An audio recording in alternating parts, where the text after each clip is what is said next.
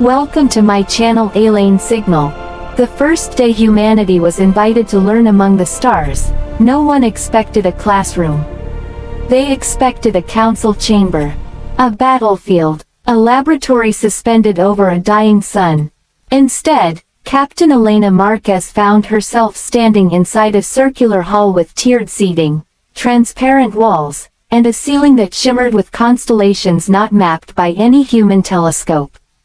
The structure orbited a pale blue gas giant in the outer reaches of the Perseus Arm, anchored to a massive orbital complex known as the Confluence Institute, an academy older than Earth's oldest civilizations. Humanity had been detected by faster-than-light surveyors only 2 decades earlier. A century of cautious exchanges followed. And then, unexpectedly, an invitation arrived. Send one of your kind to learn. Not to negotiate, not to defend, to learn. Elena had volunteered before the translation finished scrolling across the UN Assembly's holographic display. Now she stood alone at the base of the amphitheater. The air smelled faintly metallic, like rain before lightning. Dozens of alien species filled the seats above her, elongated beings of translucent cartilage, feathered bipeds with faceted eyes, spherical organisms hovering within gravitational bubbles. Conversations rippled in frequencies her implants struggled to filter. At the highest tier, a towering figure descended. The Instructor. He was of the Virellian species. Nearly 3 meters tall, armored in natural chitin that gleamed like burnished bronze. 4 jointed arms rested against his torso, each tipped with delicate manipulators that could just as easily have been weapons. His eyes were twin slits of violet luminescence beneath a ridged crest. "Initiate Elena Marquez of Earth," he intoned, his voice transmitted directly into her neural interface. "You stand within the Hall of First Principles. I am Instructor Catherine of Virellia." He stepped down to the center platform opposite her. "This institution trains civilizations deemed worthy of continuity. Your species has been observed, assessed, judged, unpredictable." A murmur of harmonic vibration spread across the audience. Elena clasped her hands behind her back, posture straight. "Unpredictable isn't always negative. For prey, unpredictability is chaos," Catherine replied. "For predators, it is strategy. We have yet to determine which you are." The lights dimmed. The constellations overhead shifted into geometric patterns. "The first lesson," Catherine said, "is hierarchy." Without warning, one of his lower arms lashed forward. The strike was faster than any human reflex should have allowed. It was a demonstration, public, humiliating, decisive. A display of dominance in front of an interstellar class. But Elena had trained her entire life for first contact scenarios that went wrong. The instant she saw the subtle contraction in his shoulder plates, she moved. Her left hand snapped upward. She caught his wrist. Gasps echoed through the hall in a chorus of alien frequencies. Catherine's limb trembled in her grip, not from weakness but from shock. No first-day initiate had ever intercepted him. Elena didn't tighten her hold. She didn't shove him away. She simply looked up at him and said calmly, "Has the class begun?" Silence. Not the absence of sound, but the heavy, stunned stillness of hundreds of minds recalculating assumptions. Catherine withdrew his arms slowly.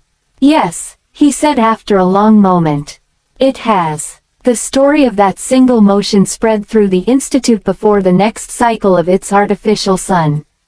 Humans had been categorized as socially cooperative, technologically emergent, emotionally volatile. But physical audacity combined with restraint. That was new. "Data." Catherine resumed the lesson as though nothing unusual had happened. "In any multi-species alliance," he lectured, pacing the circular platform, "hierarchy determines survival. Those who cannot establish dominance are consumed by those who can." Elena listened, but she also observed. Every movement of his limbs was precise, calculated. Virellians believed in strength as structure. When the session ended, Smaller groups formed around translation nodes. Students debated in clusters. A being resembling a lattice of crystal rods approached her, refracting the chamber lights into spectral patterns. "You disrupted the instructor," it chimed. "Statistically unwise." Elena offered a small smile. "He struck first. That is the custom. Not where I'm from." The crystalline entity flickered. "On your world, do teachers not assert dominance?" "Not physically." Fascinating. Over the next rotations, lessons intensified. Catherine tested her with simulations of planetary collapse, strategic resource scarcity, and interspecies conflict. He dissected human history in front of the class: world wars, nuclear brinkmanship, environmental destruction. "Your species has repeatedly approached self-annihilation," he observed. "Yet persists." "Resilience," Elena answered. "Or stubbornness. Sometimes they're the same." He studied her differently after that. The other students oscillated between curiosity and skepticism. A feathered avian called Theskar asked her about art and music. A bioluminescent aquatic delegate transmitted mathematical puzzles for fun. But there were also those who viewed her as a destabilizing variable. During a tactical exercise on cooperative defense, a serpentine being from the Dravex coalition deliberately withheld resources from her assigned sector. The simulation projected a cascading failure that would have led to Earth's hypothetical annihilation. Elena rerouted power through an unorthodox channel, sacrificing her own stronghold to reinforce the coalition's center. The simulation recalibrated. "Why self-sabotage?" the Dravex hissed afterward. "Because if the center falls, we all fall," she replied. "Your sector would have survived." Not for long. Catherine watched these interactions without comment. Midterm evaluation arrived in the form of a live scenario. The institute shifted into alert status. Gravity fluctuated. Emergency glyphs flared across the walls. "In scheduled incursion," an automated voice announced. "Outer perimeter breach." Students stiffened. Some emitted defensive pheromones. Others activated personal shielding. Catherine stood at the center, unmoving. "This is not a simulation," he said. "A rogue faction of the Korth Expanse has targeted the Confluence before. They test our defenses." The transparent walls darkened, revealing the void beyond. Sleek black vessels glided into view, angular, predatory. Energy beams lanced toward the station's shields. "Elena Marquez," Catherine said, turning to her. "Demonstrate." She blinked. "Demonstrate what?" "Your species' nature." The implication was clear. "Fight, or freeze." Her heart hammered, but her voice stayed steady. "What are our defensive assets?" "Limited. This is a learning institution, not a fortress." She accessed the tactical interface projected before her. The Korth ships were probing, not fully committing. Testing response times. "We don't match them in firepower," she said. "But we don't need to." She rerouted energy from non-essential systems, ambient lighting, environmental aesthetics, even sections of the hull itself, into a concentrated burst aimed not at the ships, but at the space between them. A blinding flash erupted, sensors overloaded. For a split second, the Korth formation fractured in disarray. "Now," she urged. Catherine's crest flared. He transmitted commands to the station's automated turrets. Precision strikes targeted the disabled vessel's propulsion nodes. Within minutes, the incursion retreated. The hull lights returned gradually. Students murmured in awe. "You chose disruption over destruction," Catherine said quietly. "We couldn't win a direct exchange. You improvised. We survived." He studied her as if seeing something unexpected. Many species at this stage would have attempted glory. Glory gets you killed. And yet you caught my strike. Elena met his gaze. That wasn't about glory. It was about boundaries. After the attack, attitudes shifted. The Dravex delegate approached her with lowered head frills, a gesture of concession. You value collective endurance over individual ascendancy, it acknowledged. Most of us do, she said. Not all. We're complicated. Yes, Catherine said from behind her. You are. He began requesting her input during lectures. Initiate Marquez, he would say. How would your world respond to this scenario? She spoke of diplomacy layered with deterrence. Of the balance between soft power and hard lines.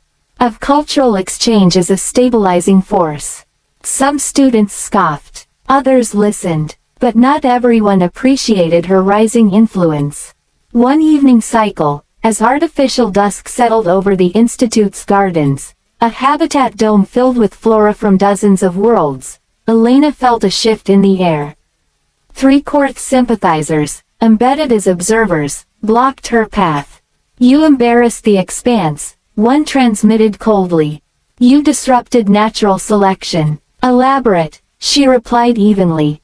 The strong dominate, the weak submit. You interfere with clarity. Elena exhaled slowly. Clarity isn't the same as justice.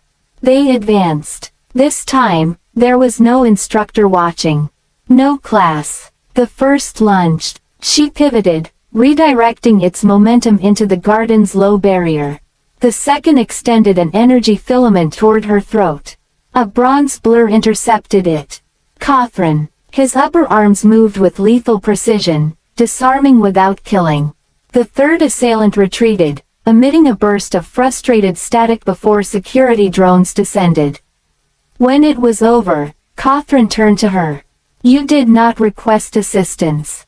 I was handling it. Yes, he said. You were. They stood in silence beneath alien trees glowing with bioluminescent fruit. Why did you truly volunteer? He asked finally. Elena considered. Because we're at a crossroads, she said. Humanity can either be dragged into the galaxy by fear, or step into it by choice. I wanted us to step. You believe your species ready? No, she admitted, but readiness is a moving target. Catherine's eyes dimmed thoughtfully. The final evaluation came without warning. All students were summoned to the Hall of First Principles. The ceiling displayed not constellations, but Earth, rotating slowly in holographic detail. Oceans, continents, city lights on the night side. A collective murmur rippled through the chamber. Civilizations admitted to the confluence, Catherine announced, are granted access to knowledge capable of altering galactic balance. Not weapons alone, but propulsion methods, energy manipulation, biological mastery. He looked directly at Elena. Some among the faculty questioned whether humanity should receive such access.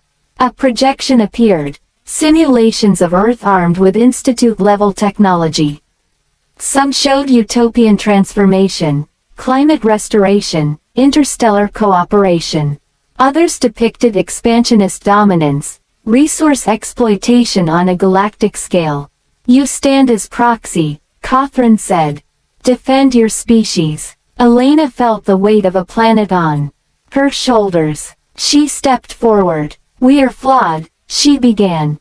We fight. We compete. We've nearly destroyed ourselves more than once. The simulations shifted to mushroom clouds, burning forests.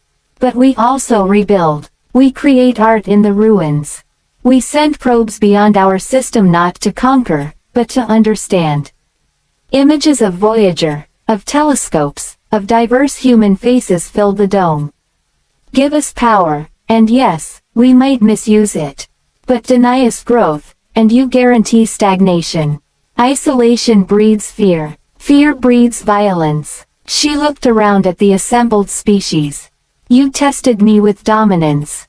With conflict. With survival. And every time, the solution wasn't force alone. It was restraint. Cooperation. Adaptation. Her gaze returned to Catherine.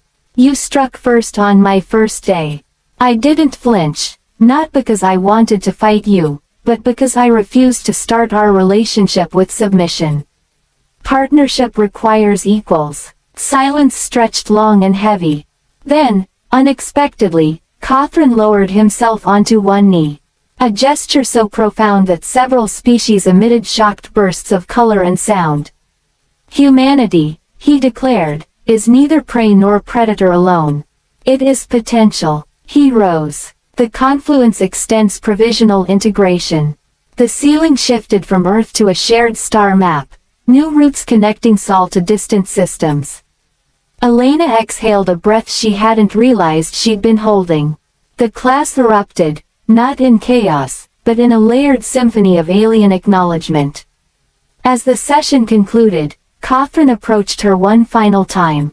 When I struck, he said quietly, I expected fear.